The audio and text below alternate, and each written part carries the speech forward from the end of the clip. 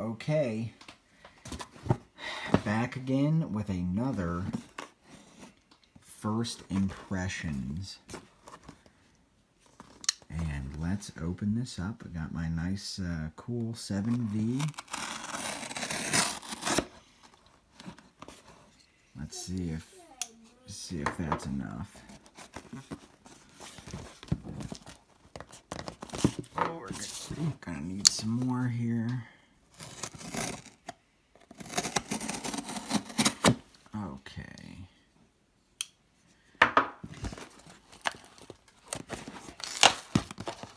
There we go.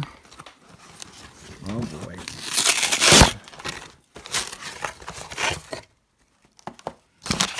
Today I have for you Oakley sunglasses. Actually, I'm just kidding. It's obviously not Oakley sunglasses. You can tell by the description of the video. If I can get this open. Okay. So,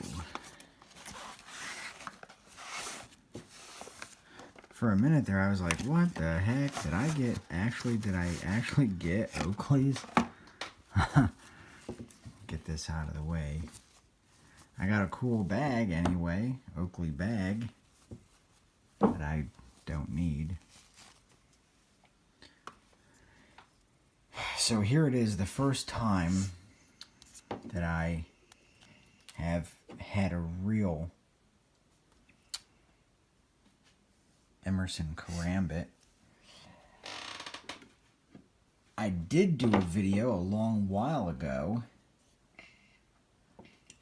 on a clone Emerson, obviously because it says Horseman, and we both know that this is a super karambit clone that I did a terrible bevel grind on, and also a terrible swedge.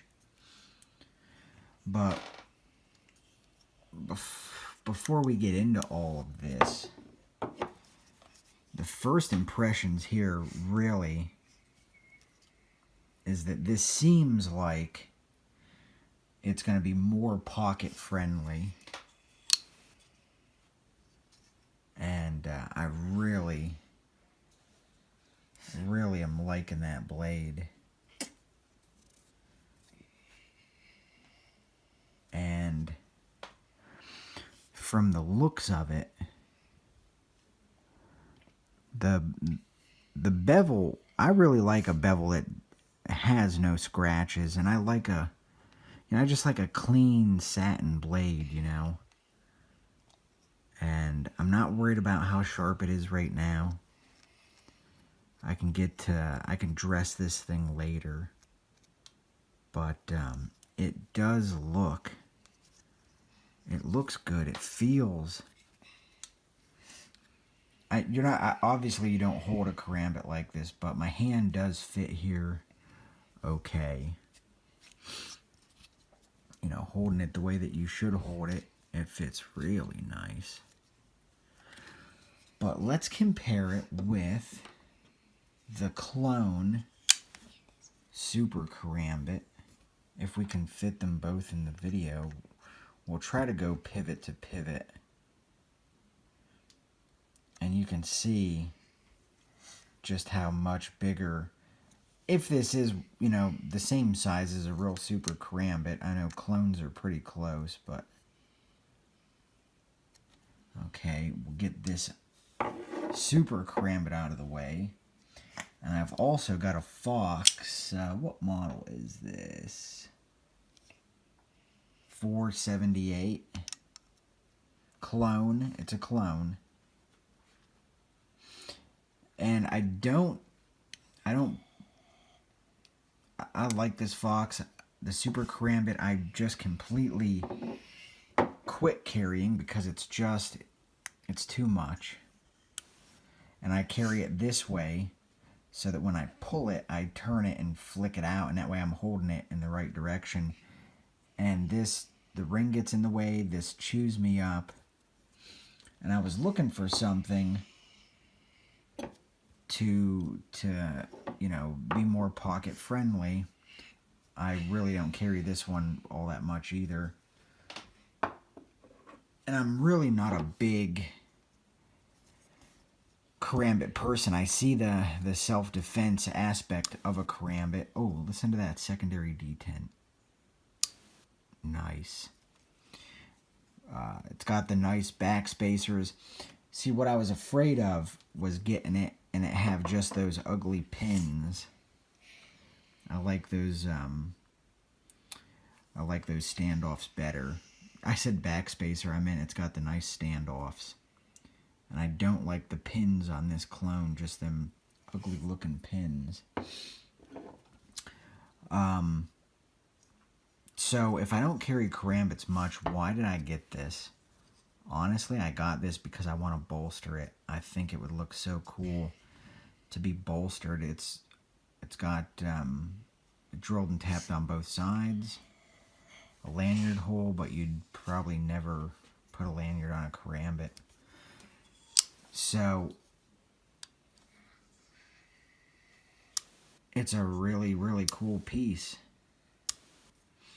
So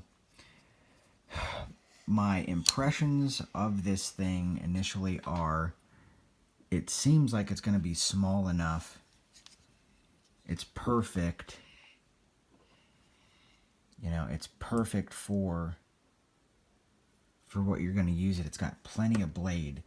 The reason I got the super karambit clone is because I like that longer beak, if you will, that longer blade, how it comes out like that. And I shied away from the combat karambit because I imagine the blade to be like this stubby, useless, blade. I just imagined that you would only have like this much blade, but it's enough blade, it is. I mean, that's the grip right there. You got plenty of, using a karambit is very close quarters, so this amount of blade is perfect. I'm really liking this. I don't care about the G10. Someone wants to know, the G10, yeah, it's grippy. It's typical Emerson G10. I'm going to bolster this. That's why I bought it. You don't see a lot of bolstered karambits. And that's what I plan on doing. I plan on giving this a bolster job. And we'll see how it turns out. So, combat karambit is better, in my opinion, than the super karambit. This is just enough karambit for you, I think. But with that being said, one more time, we'll just have a look at this. I just really like stone wash. I like satin blades. I just think they look, typical chisel ground. No big deal. It would be cool though, wouldn't it, to see a karambit V, like a combat karambit V, and it have that V ground edge, like a lot of the Emersons. So that's that. I don't want this to get too long. This thing rocks. Let me real quickly, I'm gonna put the pocket clip on the side I like, and then I'll show you this in the pocket, and I'll give you my impressions there, because that's really where this is gonna determine if I use it or if it just sits like the rest of these karambits I have. So let's do that. I'll be right back, and I'll show you how it pockets. Okay, so here's the combat karambit, and it's the only way to carry this is with the ring this way. I hate that, because when you deploy this, you're holding it the wrong direction and you got to flip it. I would prefer to carry it like this so that you can tilt it and catch it on the outside of the pocket and you're already holding it in the right direction. However, I did try that. I did try this, and like I thought, the ring would be in the way if you had to get in your pocket. So carrying it in this, what I'm going to call backwards direction, there's plenty of room for your hand. Now, just to give you an idea what I'm talking about, here is that big combat karambit clone, and you can see how it's just hard to get your hand in there, but on the upside you can see how it's nice to have it in that direction because it's ready. So with that said, if you carry it in this direction, I think that combat karambit is perfect. So, perfect size. So with that being said, that's the end of the video. I like this. It's a keeper.